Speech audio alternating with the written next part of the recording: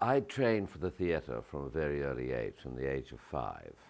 And from then I went to London.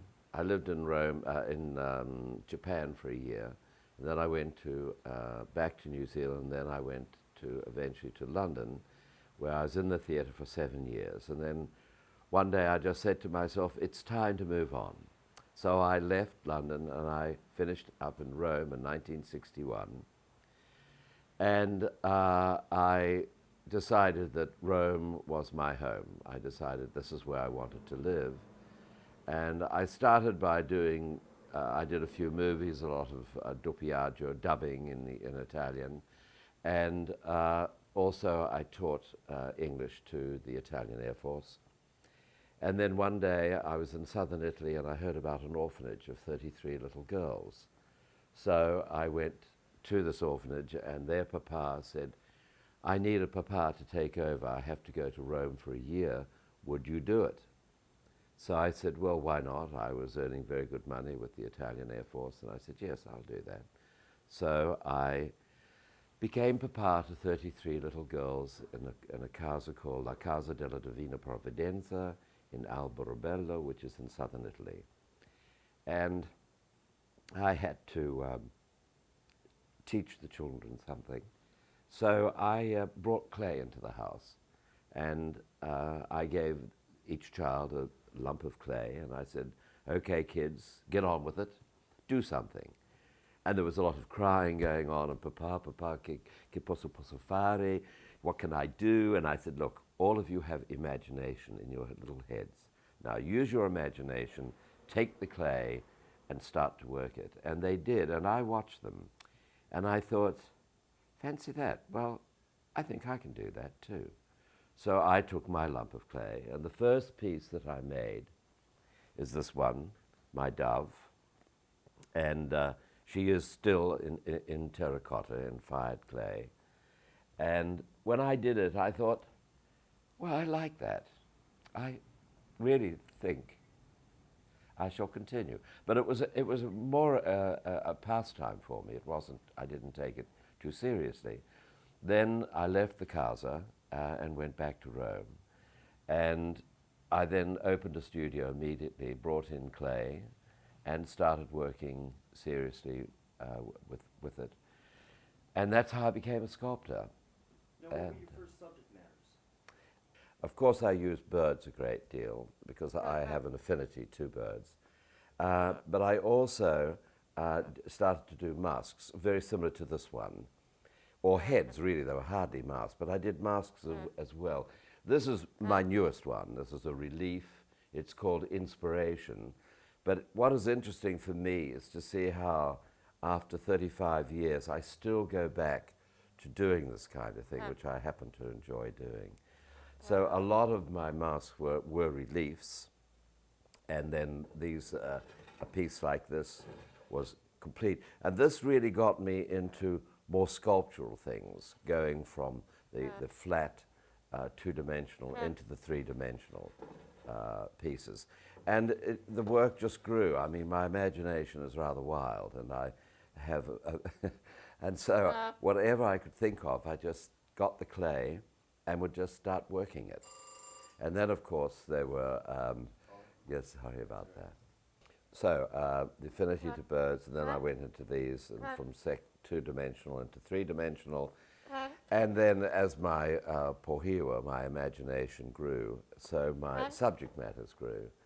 And my favorite thing really when I first started as a sculptor was to take the clay and just keep molding like I told my children to do. Exactly, I used exactly the same method on myself and took the clay and just molded it until I saw something in it. And whatever I would see, I would then take it into this form. And then as it grew inside of me, this passion for the clay, because it is a passion that I have for it. Try and not bite me, darling, all right? And this passion I have for the clay, that it was easy. Yeah, you would love to, okay. Here, get on my shoulder then, there we are. Would you like to be on my shoulder? I would then start to think ahead of time what it really was that I wanted to do. I didn't start sketching for quite a while. What I would do is I would think about it, and then I'd get a subject matter that I wanted to do, like my Cretan bull dances. I wanted to do a bull in memory of my father, who bred bulls in New Zealand, and I had my own bulls. I had 7 bulls of my own, and I wanted to do a bull. So I started to do my bull dances, and my bull. I created the bull, and then one night I woke up in my studio, and the moon was shining through my studio window, and I saw these dancers dancing on his back. Well, as I was a dancer, and was a very important part of my life, I felt that was very normal. So I just simply got out of bed, set up an armature, and built my dancers on the back of the bull. And so I created the Cretan bull dancers. But I didn't know anything about Cretan bull dancers at the time. All I knew was there were 3 dancers on his back, and I put them on. And then later, through reading Bull from the Sea, Mary Reynolds' book, I learned about the Cretan bull dancers and how important they were. They were part of Greek mythology. You've also created sharks and then, you see, in New Zealand, I swam in the sea with sharks and dolphins. I mean, I actually played with sharks, believe it or not. I used to net them in my net, and then I'd hold their tails and swing them around. They were grey nurses, and they were quite harmless. They weren't man-eating sharks, but they were sharks. And so I've always loved anything from the sea, and a lot of my work I actually put in the sea to photograph it, because I have this tremendous feeling for the sea. So I did dolphins and sharks and the seal and penguins and all that kind of thing. I also had a pet penguin once, so I had to do a penguin. So I created a penguin. Okay, next shot, yeah. Let me ask you too, would some of the other pieces, some of them are smaller, could we continue to do this, you think, Booker? Bring out a piece and can we do most of? Yes, absolutely. Paul, bring the torso for me, the little torso. Now, you want to tell us the story of Carol Baker? Well, Carol, I met Carol in the 60s when she had left Hollywood and come to live in Rome. And she came to my studio and saw what I was doing and was tremendously impressed and liked the work very much. In fact, became a very big collector of my work. And when one day she said to me, I have a friend I want to buy a sculpture for. And I said, right, well, I've got plenty of sculptures. I mean, look around my studio. She said, yes, the trouble is that he doesn't have any space. I've looked all around his apartment. He has no place to put one of your sculptures. But, the ceilings are free. She said, do you think you could swing something from the ceiling, darling? And I said, why not? I can swing from the ceiling. I'll swing something from the ceiling. So I did my trapeze artist. That was the first of the trapeze, and then I did an entire series of trapezes, which also became very popular. And Carol, as she was so important in my life, I decided to do a portrait of her. And this is my portrait of her. And what I've done is I've put her into the 40s, and that style of the 40s. And we, of course, were met in the 60s, but I put her into the style of the 40s because I felt that the 40s and 50s were when she really became really great. So, and then the other person who influenced my life tremendously was Sarah Churchill. And Sarah, I also did a portrait of Sarah, which I have in the studio. It's over there. And we can bring it on forward at some stage. But Sarah and Carol were the greatest influence in my life during the Rome period. And it was Carol, who encouraged me to come to America. And I had my first show in New York, actually through Sarah. Sarah brought my first work to New York, and we showed in a gallery. I wasn't here, but Sarah arranged the show. Then she came back to Rome and said, darling, you really should go to America. And then Carol said, okay, let's get them to America. So between the two of them, they organized the whole thing for me coming over here. And so obviously she is very important. But this style that I did, that I worked in, of doing portraits, I'm not a portrait artist. What I do is I take the person that I want to sculpt, and I go into the essence of them. And this is how I felt about Sarah. This one also, Inspiration, is a very dear friend of mine, and Peggy Craven's. And Peggy has influenced my life tremendously while I've been here. But I don't think of it as a portrait so much as I think of it as how I feel about them and what each one has done for me over a period of time. All right. So, and of course, as I said, Sarah had a big influence in my life.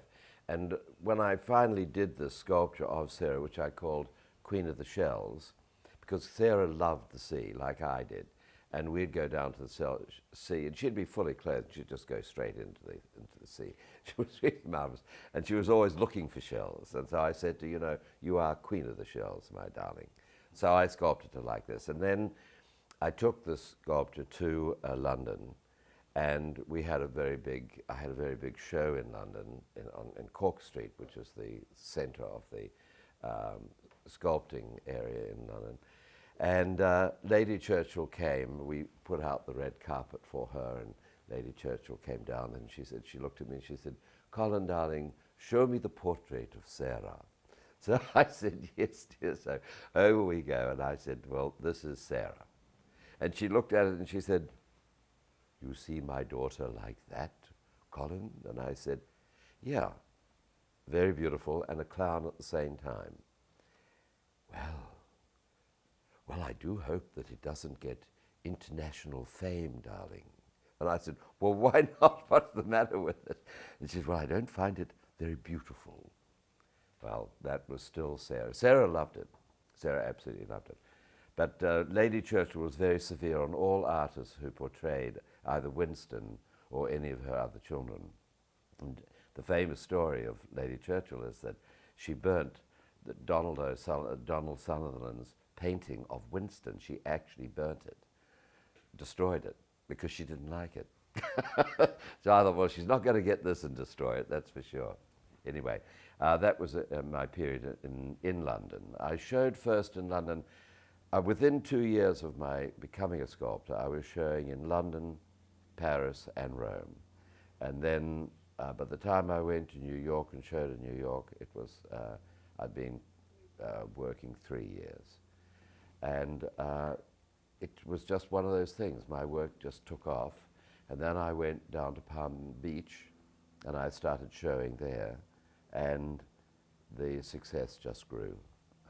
So many people have said to me, how come, you know, how did this happen that you were so successful so quickly?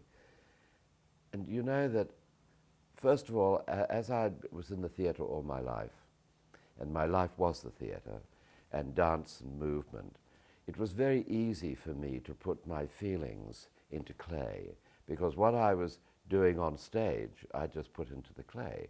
I made the clay move. And when I first started to sculpt, I imagined everything that I did would go on stage. That's exactly how I saw it. All my trapeze artists, my bull, everything. I wanted to see them on stage, because that was my first love and the roots of my life. And I have actually gone back to my roots, because now I have put my work on stage. I've written a show called Pohiwa, which means imagination, and I bring the sculptures on stage by remote control, and they come on and they do their own thing. They have their own life on stage. And it's a very exciting project. It's never been done before by any artist. Not even the Greeks thought of that one. They thought of practically everything, but they didn't think of that one. Okay, tell us about the materials that you use.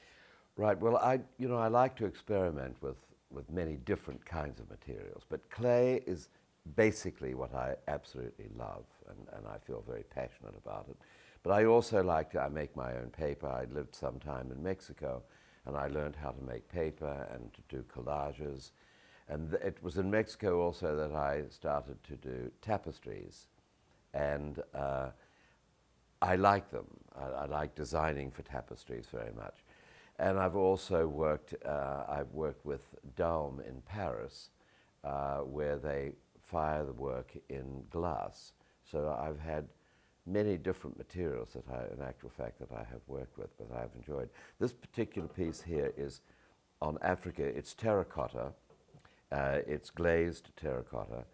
And when I spent some time in Africa, and both in South Africa and in Kenya, I love going on safaris. And, you know, there's my little warthog, and there's the rhino, and the giraffe. And I've written a poem about this. There is the giraffe there, you see, and he is a reticulated giraffe. And it goes like this. I'm a reticulated giraffe. Well, you can laugh, laugh, laugh, but I'm a reticulated giraffe. Not off, my dear, not off. If you think you can see all around you, just come up here for a view, or you'll need a ladder, my dear, or two. But the sky up here is a brighter hue. My legs are long as well you see. When the splits I do, it's time for tea. Oh, and even the zebra, there he is fond of me. So if you see me ambling by, get out your camera and click and try to capture the grace and perpetual high of a reticulated giraffe. Bye-bye, bye-bye. And that's my African trip. And I really did, I felt very strongly about Africa. And so I then, when I came back, I started to create my series of zebras the zebras came into my sketching more, but then came my cheetahs. And I first did the prowling cheetah, which is a relief, prowling on her own. And then I did the big cheetahs, which is a family. And it's called The Mountain of Dreams. I've also written a poem about the Mountain of Dreams. And the Mountain of Dreams I did for the Wild Animal Park in San Diego, and it's in front of the cheetah compound there. It's the mother, the baby, the yearling who is playing with his mother, and the hunter across the back of it. And so it's a family of 4. The different, again, going back to the materials which you asked me about, as I like creating things. As I said to you, I have a very vivid imagination. So I also like doing shadow boxes and collages. And most of these things that I do, the collages and shadow boxes, I like to create poems for them. So most of them have their own poems that actually go with them. There is one that I've done called Chairs, which I'll tell you about a little later. You present some of your works with poems directly on Yes. the work. Yes, directly on the work. I sometimes put poetry into my collages, and this particular collage, it's a shadow box, really it's a shadow box, not so much a collage as a shadow box. And this particular one is called Chairs, and it goes like this. Chairs, chairs, we see such a lot of them. Each house we enter, a couple has got of them. Some of them shapely, some of them not. Some turn us cold, while some cost a lot.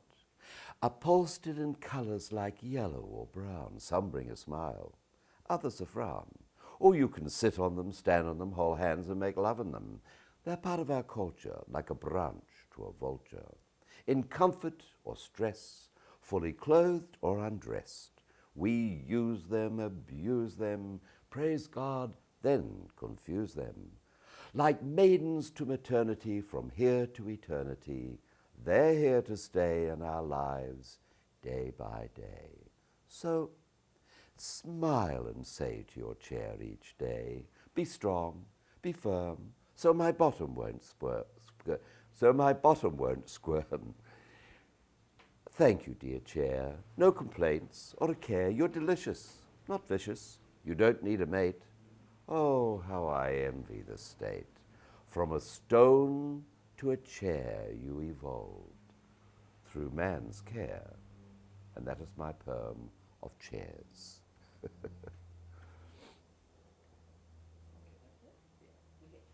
Okay, Paul.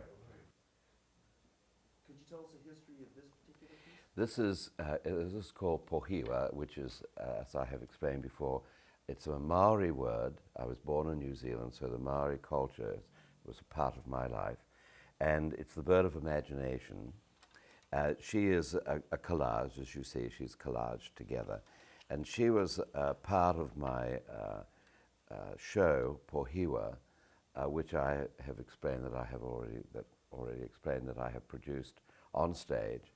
And well, that's my girl of imagination.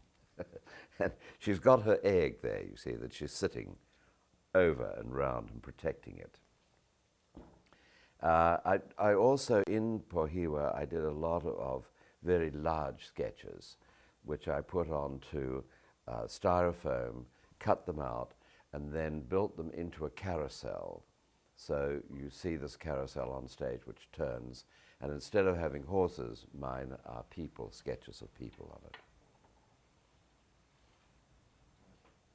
Yes, the tapestries that I have done, one of my most favorite tapestries, I've done a lot of tapestries on my sculptures, like the Cretan bull dancers and Dawn, my horses. These are all into tapestries. Even the dolphins are now in tapestry. But one of my favorite things happens to be Joe's coat, Joseph's coat of many colors. And I did, first of all, the original sketch is how I started with Joe's coat. Then it came to this sketch, which I did in pastels.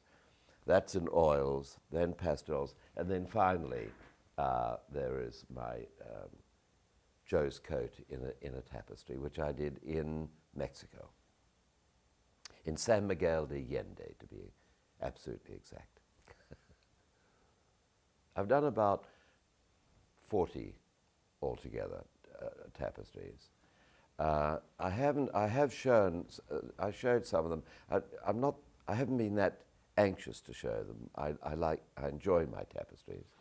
And eventually, of course, obviously, they will go into an exhibition, but I haven't kind of pushed that one yet. And the other thing that I did a great deal of was, of course, with the ceramics. I had a ceramic studio in New York, down on 11th Street. I lived on 18th Street. I had my main studio on 18th Street, between 2nd and 3rd.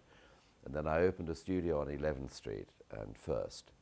And that was strictly for pottery, and I worked in there for about 3 years until I came out here, and then I closed the pottery studio. So I haven't done any pottery while I've been out here. But I enjoyed doing the pottery. It was great. I'm not very good at, I'm not that good at centering. I wouldn't say that I am the most brilliant ceramicist at centering.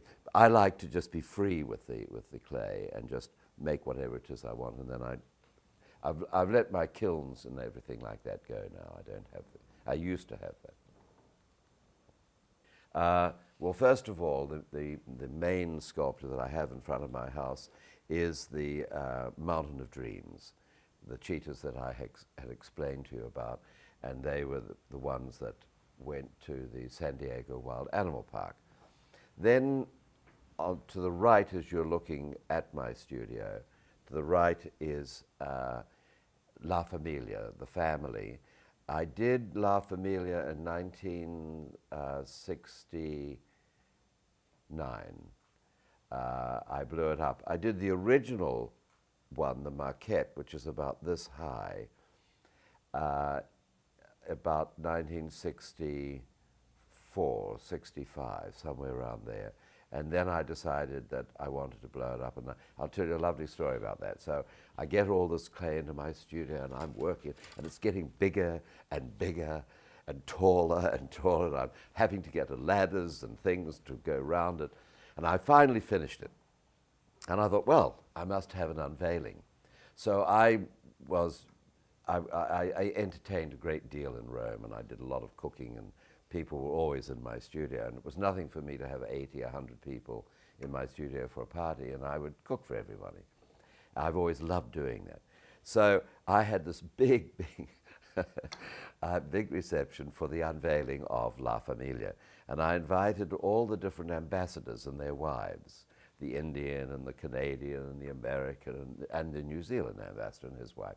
And I asked the ambassador's wife, the New Zealand ambassador's wife, if she would unveil La Familia. And there was press there and everything. So we had the champagne bottle, and I slammed the champagne on the wall, and then she pulled the thing off, and everyone went, oh, how beautiful. And a reporter came up to me, and she said, well, it's very interesting, Colin, it's a beautiful piece, but tell me, how are you going to get it through the door? It never entered my mind, not in my wildest dreams. I thought, oh, yes, you're quite right. My studio in Rome was a 20-foot ceiling studio. So I had all the space, an enormous, I lived in a 15th century palazzo, and I had the ground floor, and it was colossal. And so I didn't even think about it, you know. I thought, well, you know. And then I looked at the door, and I thought, I can't take the hinges off the door because it's still not big enough. So for 20 years, it stayed in my studio in Rome. And one day my wife said to me, we were living on Long Island, my studio on Long Island, she said, you know, darling, I really would like you to bring La Familia over. It's such a lovely piece. And I said, but I can't get it out of the studio. And she said, well, why don't you try? Just when you go back to Rome, try. So I did. I went back to Rome, and I called a friend of mine who was a fellow artist. And we sat there for some time thinking, how do we do it? So in the end, there was only one solution. And so we cut it, we sliced it in half, right down.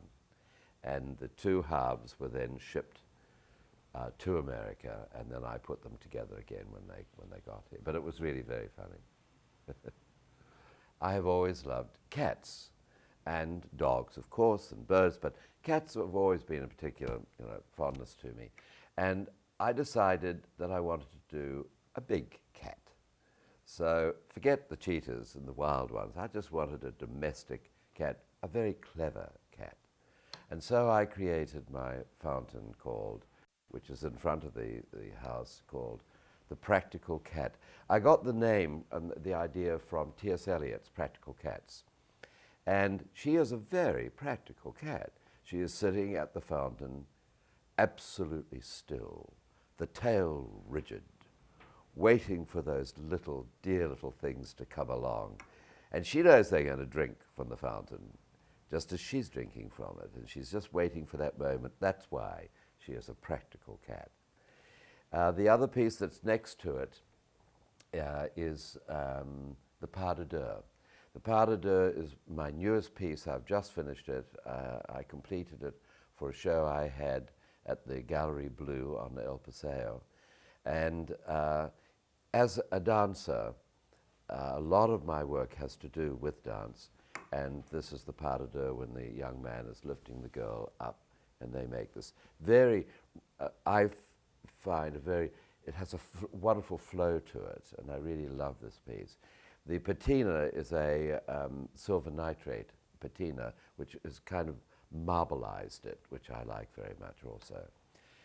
The piece next to that, in the front of in front of the door, is called The Centaur and the Mermaid.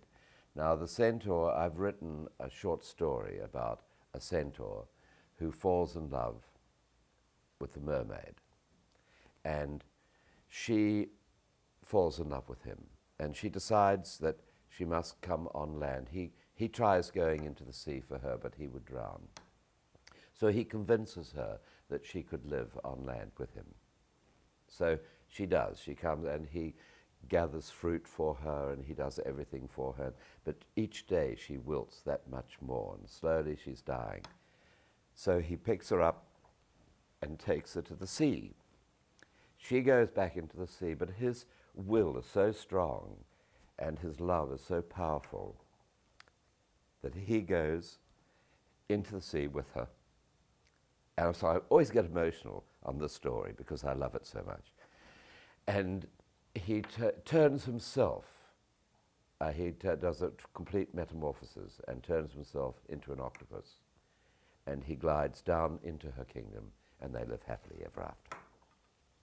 And that's my story of the Centaur and the Mermaid. So when I did this, I wanted my mermaid to be very graceful and very beautiful, and the Centaur to be very strong and very powerful. And she is actually on her way into the sea, and he will follow her. The maquette is about this big. And I did it through somebody asking me one day in Rome if I would create something for they had a training center where you went to do your exercises and lift weights, and everyone is looking so beautiful doing it, So I said, yeah, sure, I'll do you something. And I thought of my short story, The Centaur and the Mermaid, and I thought, well, I'll do a beautiful girl, which will be the mermaid, and I'll do a powerful, strong young man, which is the Centaur. And they liked the maquette so much, they said, now, could you blow that up and make that really big?